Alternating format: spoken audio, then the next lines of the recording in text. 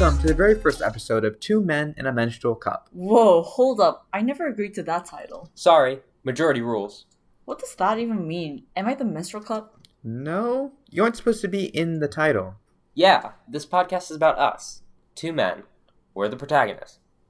You're the wise teacher trying to guide us through these tough gender issues. Okay, fine. Whatever, continue. I'm Ibrahim. I'm Mohan. And I'm Alex. And this is the show where two men learn about issues they don't care about so that they might start caring. Our wonderful friend agreed to this podcast to teach us about these issues. Already regretting it. Okay. What's our first topic? I'm glad you asked. Our topic today is on the tampon tax. In a broad sense, tampon tax is an example of how we live in a man-made system in which men are always the default setting. Tampon tax is basically saying that it costs more to be a woman in this male-oriented world. Ooh, I'm excited. But, wait, what's a tampon? It's, Wait, Alex. I can answer this. A tampon is this rod thing women use to block their menstrual flow. Think of it like a dam, but for a vagina. No! God, no, that's terrible. Mohan, don't listen to that idiot. A tampon is cotton swabs that soak up menstrual flow. You know what? That makes sense. Hey, we learned! Thanks, Alex. Okay, hit the outro. Wait, I'm not done. You guys don't even know what the tampon tax is. To give some background information about tampon tax, let's start with pink tax. What are you drinking? You are being so rude. Sorry, it was just soy milk so I could feel a bit more empathy before we started. Ooh, pass me that. I want to be a soy boy too. I'm done. I'm leaving. No, wait. We're sorry. We'll stop. I'll stay, but no more bets. Okay, we promise. Oh, well, maybe just one or two more. Ugh.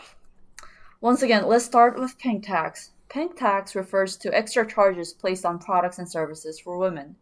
Even if the quality of the products are no better than men's, the fact that women buy them makes them more expensive. No way that's true. It is. For example, look at these photos. On one side is a blue helmet for boys, and on the other side is a pink helmet for girls. Both helmets showcase the same children's cartoon. So what are the differences between the two photos? Well, in the photo with the blue helmet, the price is lower by $5. So what? So what? I mean, isn't this clearly unfair? They are charging women more for the same product. I'm having a hard time understanding why this is such a big issue. I mean, can't women just buy the blue helmet? I mean, nothing's stopping them from buying the blue one.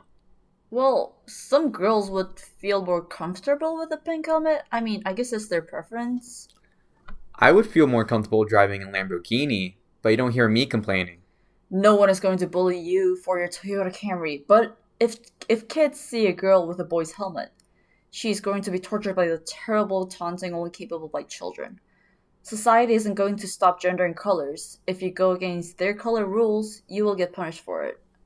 I honestly feel that. I once came to school with my eyes pink for Breast Cancer Awareness Month, and they sent me home because apparently boys cannot come to school when they have pink eye. Not trying to offend you, buddy, but I think they sent you home because you're a biohazard, not because you wore pink. I hear what you're saying, but I'm electing to ignore it. Back to the helmets. No one is forcing women to pay more. They can choose to pay more or less. All they have to do is just buy a different pink helmet from a different store. It isn't fair we have to do all this extra work while you men get everything cheaper regardless. But fine, yes, women can just not buy that one product that costs more. But some pink taxes are ones women cannot avoid no matter what. You see, the pink tax is not just on goods sold for both sexes. It is also on basic necessities for women, such as tampons. But how do you even know they're charging extra for tampons? It's not like they're tampons for men you could compare to. We don't need a comparison since the government is telling us themselves that they are charging women extra for menstrual products. The tampon tax is not some metaphor. It is an actual tax the government collects revenue from. So the tampon tax helps pay for government programs like welfare? Why do we want the tampon tax to go away again? Do we hate the poor? I'm gonna pull a Mohan and not even acknowledge that question. It's so off topic.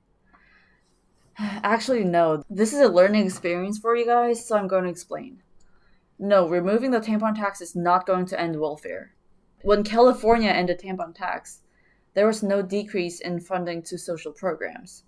The revenue from the tampon tax is so small that it hardly makes a difference when looking at the total revenue brought in from other sources like income tax. The tax is actually labeled as a luxury tax even though it's a necessity. Basically, the world has been saying that men are the norm, and the government is trying to keep it that way. This tax preserves the outdated ideology that being a man is normal and anything else costs extra. If you think about it, though, menstrual products are a luxury. Some parts of the world don't have the products we have. They use washable rags, and they end up fine. Yeah, menstrual pads are so soft you could sleep on them. Really? I have some here. Feel them. Ew, ew, get that away from me! So you want to move on? Yes, please, as soon as you put those away. The extra charges might seem trivial, but because they are single-use and you need them every month, the amount you pay for tampon tax adds up. For example, in my case, it lasts a bit more than a week. I use at least 20 to 30 tampons each period, so the price for that plus panty liners and overnight pads cost me more than $20 every month. But condoms are taxed too, aren't they? So what's the difference? Tampons are necessary. Condoms, well, you know the answer to that. Yeah, also necessary. Condoms are a choice. You can choose to have sex, but menstruation is not a choice. Think logically. Okay, you have a point. So this essentially comes down to the fact that tampons are a necessity for all women, yet they are still taxed, and that's not fair. So it's almost like you're being taxed for prescription medicine. Wait, that's not fair. That's been my point all along. But you didn't say it like that. Women are being taxed for stuff they have to buy, stuff they need. It's like putting a tax on allergy medicine for people allergic to pollen. Wow, thanks, Mohan. Now that you put it in that way, I get it now. Morally, it is unjust for the government to tax products that are medically necessary. It would increase the price, and some people may not be able to afford it.